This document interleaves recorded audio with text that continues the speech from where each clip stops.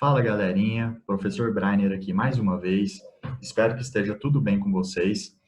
Vamos direto para a nossa aula de hoje. Hoje a gente vai falar sobre o tema fluxos migratórios. Eu vou compartilhar uns slides aqui, que eu preparei para vocês.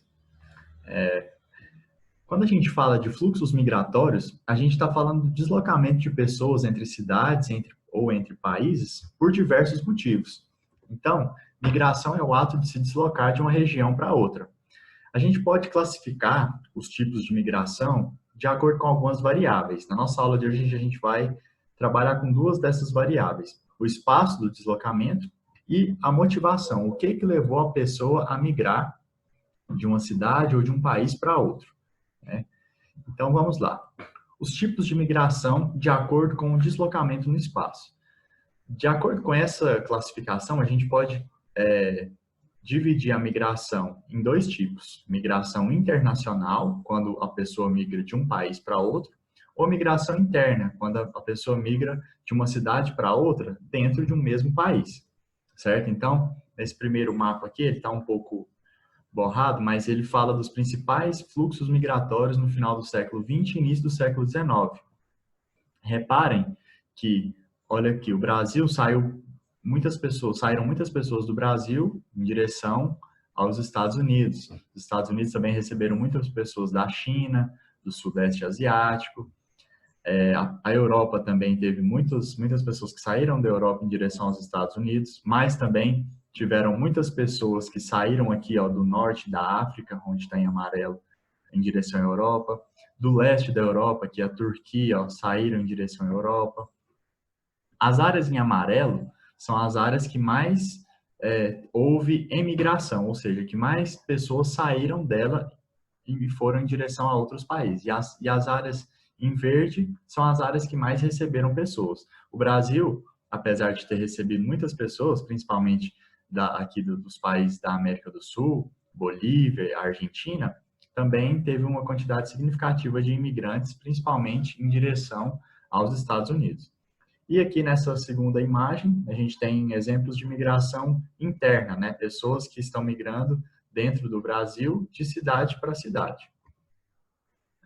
O outro fator que leva em conta que leva a segunda classificação dos tipos de migração é a motivação. O que leva as pessoas a deixarem uma cidade ou um país e irem para outros? De acordo com esse fator, a migração pode ser voluntária, quando a migração é planejada, ou é espontânea, quando a vontade de migrar parte de quem está mudando, ou ela pode ser forçada. Então, quando as pessoas têm que se deslocar em decorrência de um desastre ambiental, conflitos, guerras, fome, né? A gente tem o exemplo lá de Brumadinho, que foi no ano passado, quando a barragem da empresa Vale do Rio Doce se rompeu lá em Brumadinho. Brumadinho é uma cidade no interior de Minas Gerais, uma cidade bem pequena, e que mais de 70% da população vive em torno da mineradora que tinha lá. Mais da metade dos empregos das pessoas giravam em torno dessa mineradora. Então, quando a barragem se rompeu e a mineradora sofreu processos judiciais e foi obrigada a fechar, a parar suas atividades, muitas dessas pessoas ficaram sem emprego e se viram obrigadas a mudar para cidades próximas para tentar levar uma vida, no mínimo, digna, novamente, né? Então, a gente tem esses tipos de migração. Aqui a gente tem um outro exemplo de migração forçada, né? Imigrantes venezuelanos tentando entrar na fronteira com o Brasil.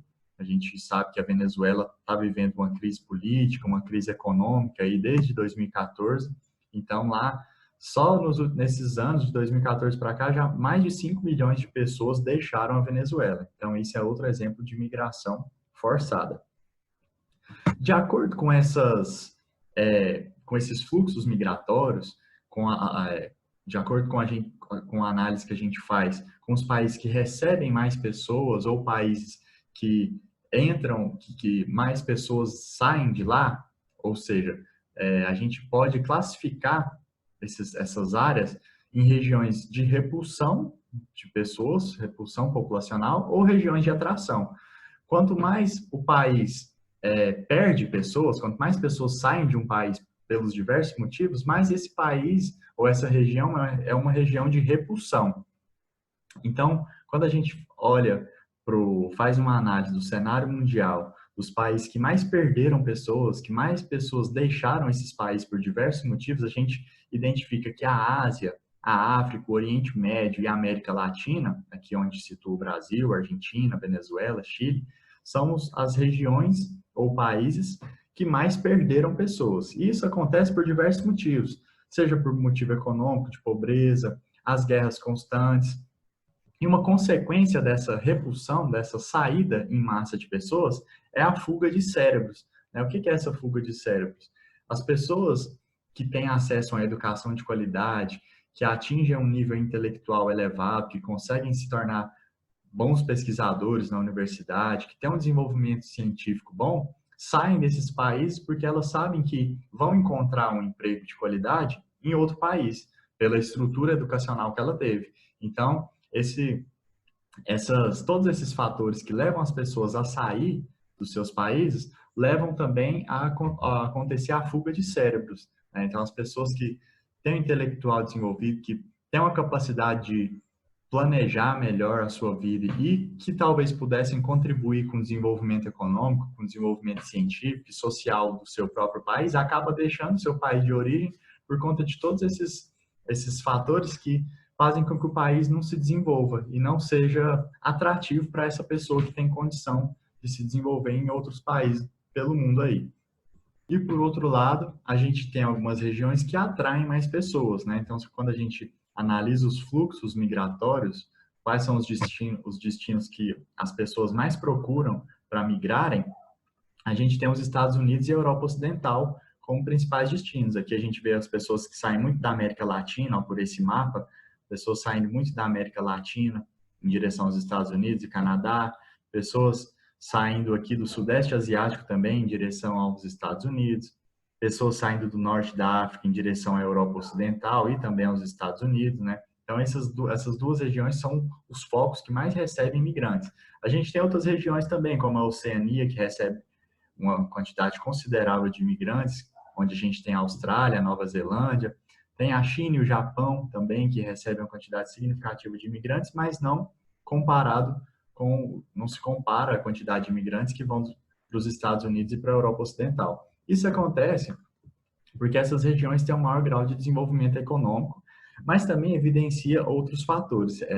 Isso mostra para nós que, apesar da gente viver num mundo globalizado, onde as mercadorias circulam livremente, se você comprar um produto da China ou dos Estados Unidos, ele chega aqui no Brasil facilmente, esse fluxo migratório ele não é livre, o fluxo de pessoas não é livre quanto o fluxo de mercadorias que acontece na globalização. O fluxo de mercadorias, o fluxo de moeda, de dinheiro, de um país para o outro, é praticamente livre. Só que isso não acontece quando a gente fala de imigração, porque esses lugares que recebem mais pessoas, como eu disse anteriormente, Estados Unidos e Europa principalmente, eles adotam critérios mais rigorosos para aceitar as pessoas nos seus países. Então, se você quiser ir para os Estados Unidos, por exemplo, você tem que emitir um passaporte. Para você emitir esse passaporte, você tem que passar por uma entrevista bem rigorosa. Nessa entrevista, eles vão avaliar o que você tem de bens aqui, quanto de dinheiro que você tem, qual que é o tempo que você está pretendendo ficar lá nesse país, se você conhece alguém lá ou não conhece, porque só a partir dessa entrevista que eles vão falar se aceitam ou não você nesse país. E todo esse processo leva a gente a ter migrantes legais e migrantes ilegais, porque quando a situação aperta no país de origem da pessoa, ela se vê obrigada a migrar. E geralmente ela busca os países com maior grau de desenvolvimento. E esses países como esses países com maior grau de desenvolvimento adotam medidas rigorosas para receber migrantes, nem todos são aceitos. E aí que acontece a migração ilegal, né? Então a pessoa busca rotas alternativas ou informa para o país que vai passar só 2 meses ou vai tirar umas férias de um mês e acaba ficando lá por vários anos. Só que essa pessoa, quando ela fica ilegal no país, ela não tem documentação para ela trabalhar. Isso leva a muitas pessoas se verem forçadas a um regime de trabalho praticamente escravo, porque como os empregadores sabem que as pessoas ilegais não têm documentação, então elas não podem reclamar na justiça, não podem ter seus direitos garantidos, os empregadores abusam dessas pessoas, né, pagando poucos salários, dando condições ruins de trabalho.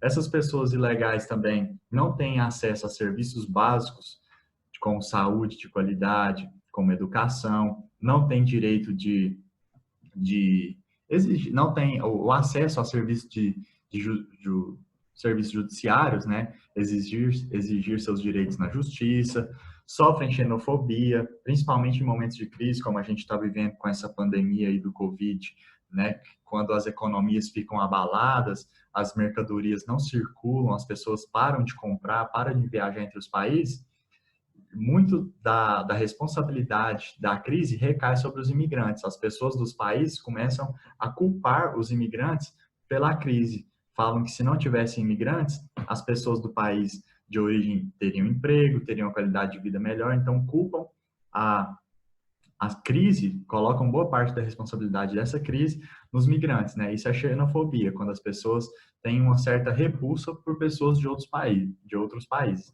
Nessa foto aqui a gente vê pessoas migrando, tentando entrar nos Estados Unidos de uma forma ilegal, através de uma rota clandestina, né? A gente chama isso daqui de atravessar por coiotes, né? Os coiotes são as pessoas que sabem os caminhos de entrar, principalmente do México para os Estados Unidos, os caminhos alternativos, que não são pegos pelas barreiras, pelos muros que separam a fronteira entre o México e os Estados Unidos, certo?